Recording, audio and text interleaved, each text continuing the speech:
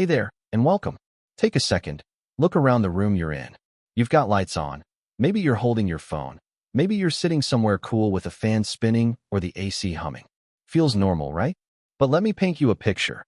Just 70 years ago, in a remote corner of the Arabian desert, there was a stretch of land that had none of this. No electricity, no clean water, no paved roads, not a single building in sight. Just endless sand, scorching heat, camels wandering by, and people holding on to a dream. Fast forward to today, and that same place is called Dubai. A city where glass towers pierce the sky, gold shops line the streets, and yes, flying taxis are actually a thing. It's a playground for billionaires, a magnet for dreamers, a hotspot for investors, and a place where people from around the world come to build a life, shop for luxury, and celebrate success. So how in the world did that happen? How did a quiet little village in the desert, without oil at the start, end up as one of the richest, flashiest, and most forward-looking cities on the planet? Was it pure chance? Was it all about oil? Not quite. What really built Dubai was vision, leadership, courage, the willingness to take bold risks, and above all, the unshakable belief that even the harshest desert could be turned into something beautiful. And that's exactly the journey I want to take you on in this video. We'll go all the way back to the earliest days of Dubai, when people slept under palm fronds and fished for pearls that eventually vanished.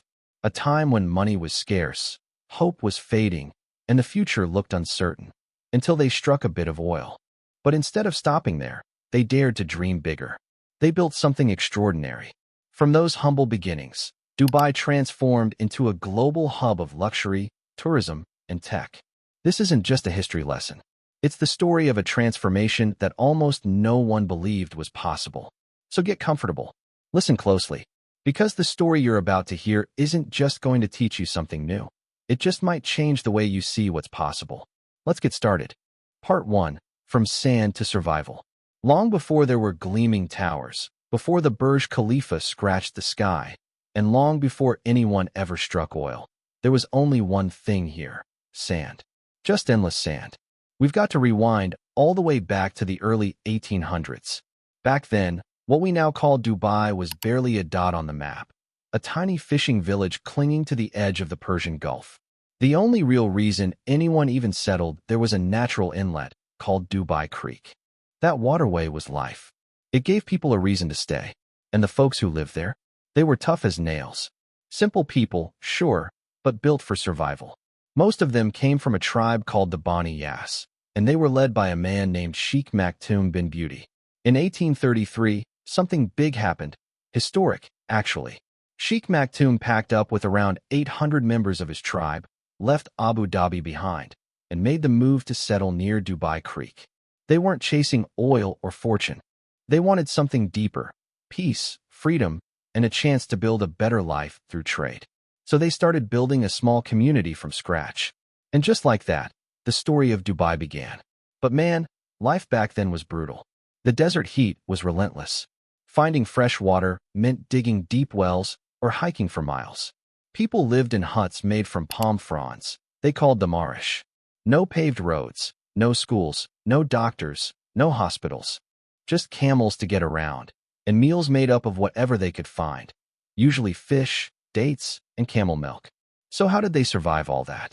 It came down to two things: pearl diving and sea trade. Before oil ever entered the picture, pearls were Dubai's lifeline. Men would set out to sea for months at a time.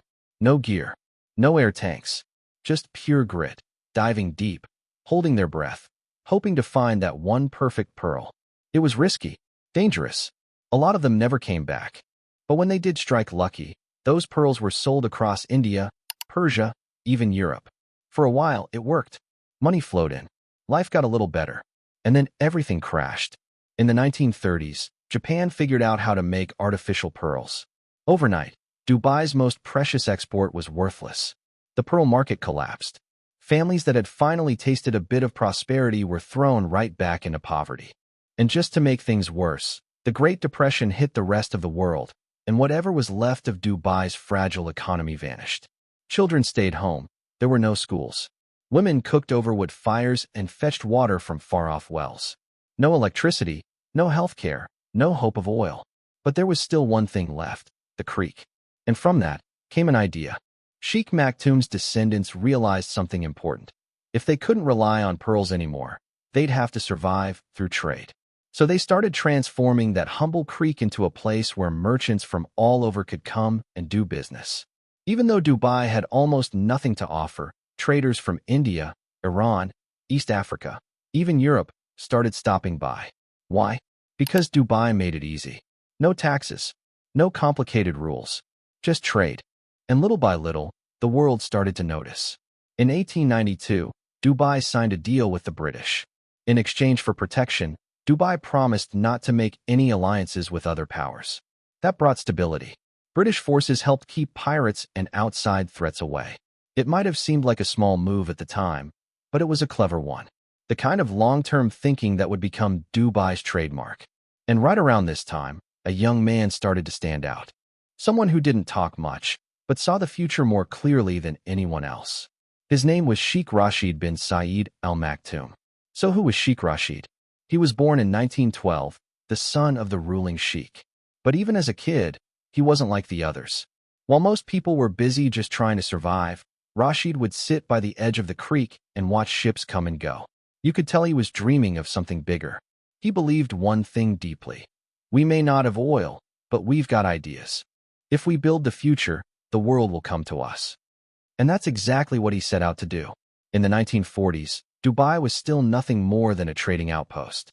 The economy was barely hanging on. British influence was fading. People still lived in palm huts. There were no roads, just sand paths. No AC, no cars, no factories. But Rashid didn't wait for miracles. He said, "We're not waiting for oil. We're creating opportunity." He started focusing on trade. But there was a problem. The creek was starting to silt up. It was getting too shallow for bigger ships. Merchants were beginning to leave. Everyone said, "Leave it. We can't afford to fix this." But Rashid saw something they didn't. He borrowed money from Kuwait, an incredibly risky move, and used it to dredge the creek, making it deeper and wider so large trading ships could return. If that plan failed, Dubai would be drowning in debt. But it didn't fail. It worked. The deeper creek opened the doors for cargo ships from India, Africa, and Iran. Trade exploded. Business returned. And just like that, Dubai's heart started beating again. That one decision changed everything. Now that the creek was thriving, Sheikh Rashid shifted his focus to infrastructure. Roads came first, hand-built by locals using whatever tools they had. Then came schools. He pushed for education, encouraging young boys to learn to read and count. He built the first real hospital, so mothers wouldn't lose their children to dehydration or heat stroke. He brought in clean water systems, electricity poles, and even invited foreign engineers to help bring modern ideas to life. But here's the part one loved the most. He built all of it with the future in mind. Even though Dubai didn't have much oil, Rashid made decisions like a man who believed wealth was just around the corner. He once said, "If we prepare the land, prosperity will follow." And let me tell you, life back then was still incredibly simple. Homes were made from palm leaves or mud bricks. Men wore plain white robes called kandura, and women wore long black abayas.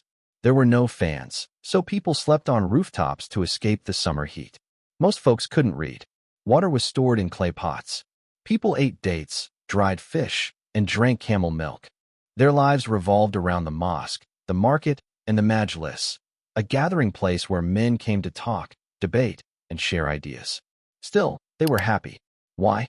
Because they could see something changing. Their leader wasn't just surviving. He was building something better. Then came the big shift.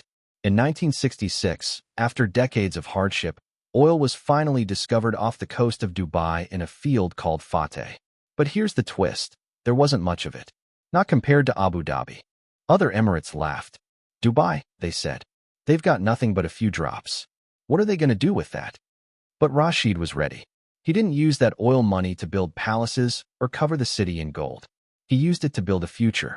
He launched Port Rashid in 1967, a modern deep-water port that turned Dubai into a global shipping hub. The Maktoum Bridge opened in 1963, connecting the two halves of the city and symbolizing unity. He expanded the airport, bringing tourists and global businesses in. He launched housing projects, introduced concrete buildings, and began building up schools, hospitals, mosques, and paved roads. And he made sure women had access to education and healthcare too. He understood that real development meant investing in people, not just infrastructure. He used every drop of oil to build a foundation the city could stand on for generations. Part 2. The Rise of a Vision. It was 1971, a turning point not just for Dubai, but for the entire Gulf region. Something historic was about to unfold, a decision that would shape the future of this land forever. For hundreds of years, this part of the world was known as the Trucial States, protected under British rule. But then the British decided to step away. With that, a door opened. Behind closed doors, two leaders, Sheikh Rashid of Dubai and Sheikh Zayed of Abu Dhabi, met again and again, away from the spotlight. And together, they came to a bold conclusion. If we want real peace and lasting progress, we can't stand alone. We need to unite. And so, on December 2nd, 1971, something close to a miracle happened. 7 scattered emirates came together, joining hands to form a single nation, the United Arab Emirates. The union included Abu Dhabi, Dubai, Sharjah, Oman, Al Quwain, Fujairah, and eventually, in 1972, Ras Al Khaimah joined in too. Abu Dhabi stepped up as the capital. But Dubai? Dubai became the beating heart of innovation, the nerve center for business. Each emirate kept its independence, sure, but they now flew one flag, stood behind one president, and worked together as one nation. That partnership? It turned out to be a powerful force. Sheikh Zayed focused on using Abu Dhabi's oil wealth to build the country from the ground up. Meanwhile, Sheikh Rashid looked ahead and said, "Oil won't last forever. Let's build something that will." Together, they laid out a vision. They built highways to connect the cities, they shared their resources, and they opened their doors to the world. That's when Dubai's real transformation took off. Sheikh Rashid wasn't betting on oil. He was betting on infrastructure, on trade, on ideas. One of the boldest moves he ever made was launching one of the largest engineering projects in the Arab world at the time, Jebel Ali Port. Now let me set the scene for you. This port wasn't in the middle of the city. It wasn't even close. It was 35 kilometers out in the desert.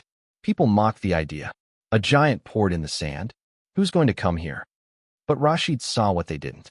He said, "We're not building for today. We're laying the foundation for the next 50 years. And that's exactly what he did. Jebel Ali became the largest man-made harbor on the planet.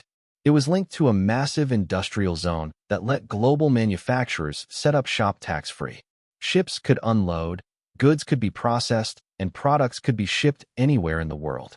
Thousands of jobs were created, billions in trade poured in. And just like that, Dubai became a heavyweight in global logistics. Then came 1985, and with it, another brilliant leap. Sheikh Rashid's son, Sheikh Mohammed bin Rashid Al Maktoum, stepped forward with a game-changing idea. What if, he asked, we allowed foreign investors to fully own businesses inside special zones, tax-free? It was a radical idea at the time, but they made it real. That's how the Jebel Ali Free Zone Authority, or JAFZA, was born, the first free economic zone in the UAE. Here's what it offered. No corporate taxes, no import or export duties, full foreign ownership, fast visa processing, and top-tier infrastructure. Simple, smart, effective, and the world took notice. Soon, some of the biggest names in global business came running. Pepsi, Nestle, Samsung, Sony, LG, Unilever, you name it. That one move transformed Dubai into the undisputed business capital of the Middle East. Now, Dubai already had a decent airport at that point. But in 1985, Sheikh Mohammed made another move that stunned the world. He launched an airline. Emirates Airlines. Just 2 aircraft to start. People laughed. You're launching a global airline with 2 planes? But he wasn't joking, and he wasn't thinking short-term. There was a rule, no government bailouts. Emirates had to survive on performance alone. So they focused on what mattered, great service, better food, real comfort. And guess what? It worked. In no time, Emirates was flying to London, Mumbai, Cairo, and beyond. By the 1990s, Emirates was one of the most respected airlines on Earth, and Dubai's skies were filled with tourists, business people, and investors pouring in from all over. While other cities were shutting themselves off, Dubai opened its arms. In the late 80s and early 90s, the government rolled out the red carpet for tourism. They started building world-class beach resorts, luxury hotels, and they gave the old markets, called souks, a new modern shine. They created unique experiences, desert safaris, dhow cruises, shopping festivals like DSF, where tradition met glamour. And sure enough, the tourists came. First by the thousands, then by the millions. They came for tax-free luxury shopping. They came for safety and sunshine, for desert adventures and beachfront views. They came for something different, something futuristic. And Dubai made sure it was ready. In the 90s, while others were still figuring it out, Dubai was already going digital. The first telecom networks in the Gulf launched here. Internet, mobile phones, ATMs, credit card machines, and online services were rolled out faster than almost anywhere in the region. Dubai wasn't just modern in how it looked, it was modern in how it thought. And the building boom? That was just getting started. Even before the 2000s, skyscrapers like the Dubai World Trade Center were rising. Massive highways and smart traffic systems were taking shape. Entire neighborhoods were being planned. Places like Jumeirah, Al Burshah, and Dera City Center, home to Dubai's first major shopping mall. To build it all, Dubai brought in labor from around the world. Workers from India, Pakistan, the Philippines, Bangladesh. They came to help shape a city that seemed to be growing by the hour. And somehow, it stayed clean, fast, and organized. So what made Dubai different? Simple. While most countries in the Gulf focused entirely on oil, Dubai decided to break the mold. It built ports and airports, created free zones, launched an airline, promoted tourism, opened itself to foreign business, and placed its bets on trade, not oil. Dubai made one bold decision. We're going to build a future that doesn't rely on oil at all. And that one choice? That changed everything. We have already come an incredible distance. In 2015, we were recognized all over the world as a city of dreams, a city of the future. We had fame that shone on every skyscraper. There were investors who believed in the impossible, and people from all over the world who came here not just to earn money, but to stay. But then everything changed. The world was engulfed in panic. The pandemic put civilization on hold. And we, a city that lived on travel, on openness, on events, seemed to have lost our own air. And yes, it was scary. But we didn't wait for something to get better. We started acting. We imposed a lockdown earlier than others. We deployed disinfection on every street. We introduced drones, mobile apps, QR codes, thermal scanners, quarantine centers. And we vaccinated everyone. We didn't have a division into locals or visitors. We were just people. And each of them had to get a chance to be safe. And then, we opened up. The first. We didn't just start accepting tourists again. We became the place where everyone fled to breathe the air of freedom, while others were still looking for answers. And at that moment the world saw, we weren't just a city that survived. We grew up. Expo 2020, which everyone has almost forgotten about, we did in 2021. And it wasn't an exhibition. It was proof. We created a whole new city just to show what the future would look like. Every pavilion was a story. Every country was a trust. 24 million people. After the pandemic. Just think. While others were still counting the losses, we were building pavilions, laying trams, planting trees. But most importantly, we didn't stop. We announced new mega projects, an even taller tower, entire districts from scratch, 60% of the city for nature. We already had plans for 2040. We weren't playing competition. We were playing for the future. And while someone was talking about innovation, we were testing flying taxis. We were thinking about Hyperloop, launching AI projects, investing billions in blockchain and space. Yes, space. We launched Hope, the first Arab probe to orbit Mars. We are building Mars Science City in the desert to train future astronauts. These are not dreams. This is a schedule for tomorrow. And while others were waiting, we created the Golden Visa. Talented people, scientists, artists, investors, anyone who wants to build can call this place their home. Without complications.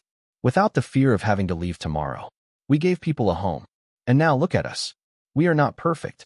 But we are real. There are over 200 nationalities here. There is no income tax here.